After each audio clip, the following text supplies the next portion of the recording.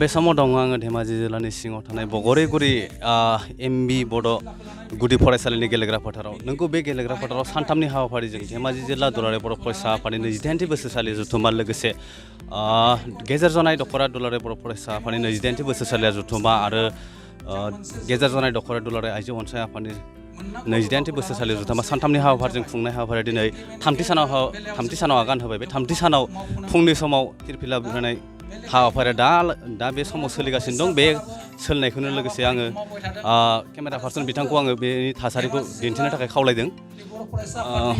थारैनो नंगौ बुंनो थाङोब्ला दिनै फुंनिफ्रायनो बे हाबाफारिया जोबोर मोजाङैनो सोलिगासिनो दङ। बे मोजाङै सोलिनाय हाबाफारिनि गेजेराव लोगोसे बेखौनो दिन्थिनो आखायाव लादों आं। जाय जेंनाफोरा जोंनि सेथि एजेन्डा हिसाबै फैयो सोलोंथाइ बिथिं आरो जोंनि फरायसालिफोरनि जेंना।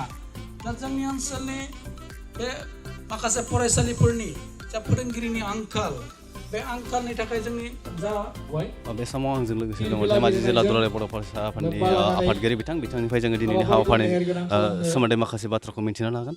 गेजेर जनाय मा बुंगोन दिनैनि दख'रानि बे समाव नोंथांमोननि गासै रादाबगिरिसिम गोसो गोरबोनि अननाय आरो सिबिनायखौ जासिहरबाय धेमाजि जिल्ला दुलाराय बर' फरायसा आफादनि जानानै।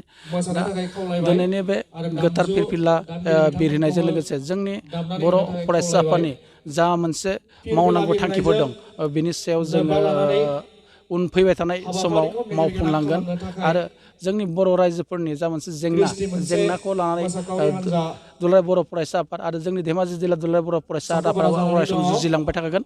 आरो दिनैनि बे गेवलां मेलावबो जोङो आसा मिजिंथिगोन। मानोना BKWCनि चिफ सारा फैगासिनो दं आरो लोगोसेनो दुलाराय बर' फरायसा आफादनि मानगोनां आफादगिरि साराबो फैगासिनो दं आरो बर' थुनलाइ आफादनि सारमोन फैगासिनो दं।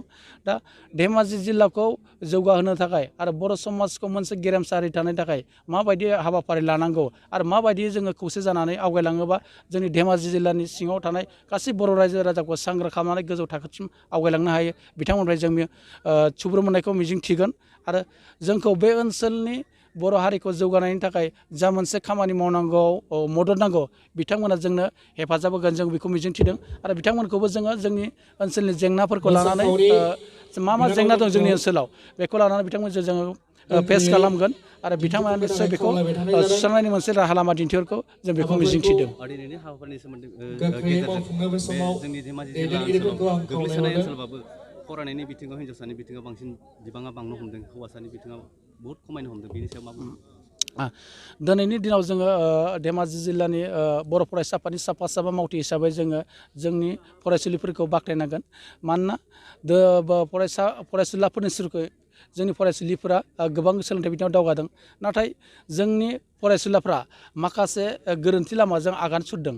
बे गोरोन्थि लामाया जाबाय खायफा साफा सानै फरायसाफ्रा माखासे फेग्रा मुवा बेसादनि गोजोमफानानै सानस'नो हायैनि थाखाय बुजिनो गोरोन्थि लामा जागासिनो जायनि जाहोनाव बिथांमोना लोरबां जादों। दा बेखौ सुस्रांनो थाखायनो दुलाराय बर' फरायसा आफाद धेमाजि जिल्ला सिङाव थानाय मोनफ्रोमबो दख'राफोरजों सावरायलायदों आरो जों बेखौ होबथानायनि लामा लादों आरो सावरायलायदों। जोङो माबायदि राहायै जों आवगायलाङोबा जोंनि लाइमोनफोरखौ फेग्रा मुवा बेसादनिफ्राय गोजानाव थानो हागोन जों बेखौ बिथांमोनजों सावरायलायदों आरो आसा खालामदों फैबाय थानाय समाव जोङो गासैबो जोंनि बर' फरायसा आफादनि मावथिफोरजों लोगोसे जोंनि बर' माहारिनि आइ आफा रायजो राजानि खाथियाव थांनानै जों बिनि सायाव सावरायलायगोन आरो बै जोंनि उन्दै उन्दै दावगाबोनाय फंबाय बिनानावमोना जाहाथे फेग्रा मुवा बेसादनिफ्राय गोजानाव थायो जों बेखौ हास्थायगोन। दिनैनि गाहाय हाबाफारियाव गाहाय आलासि महरै BKWCनि मानगोनां चिफ बिथाङा फैगोन। बेनिफ्राय जिल्ला हिसाबै मा हास्थायगोन, बेनिफ्राय मा मेसेजखौ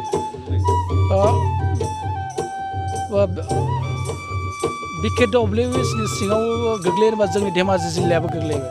दा धेमाजि जिल्लाया गोग्लैयो हिसाबै जों बेखौनो बिथांनिफ्राय हास्थायगोन। BKWCनि गेजेरजों जोंनि बर' बिटिआरनि बाहेरायाव थानाय बर'फोरनि जा मोनसे समस्याखौ सुस्रांनो हानायनि जौगालु बिथिंथिं लांनायनि लामाया बिथांमोननि सायाव।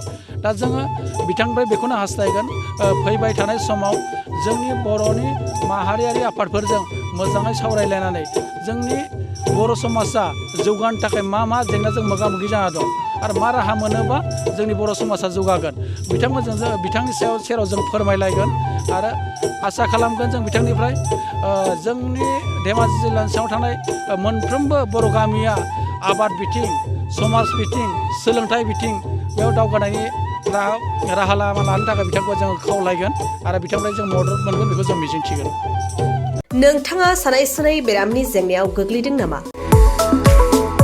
जुदि नोंथाङा सानाय सुनाय दंब्ला जिंगासिनांगौ गैया। चिरां जिल्लानि बेंटल गेट साफागुरियाव दायो एसआइ निउर' थेरापि सेन्टार दंसै। बे थेरापि सेन्टाराव नोंथाङा गोरलैयैनो देहानि सानाय सुनायखौ फाहामथाय लानो हागोन।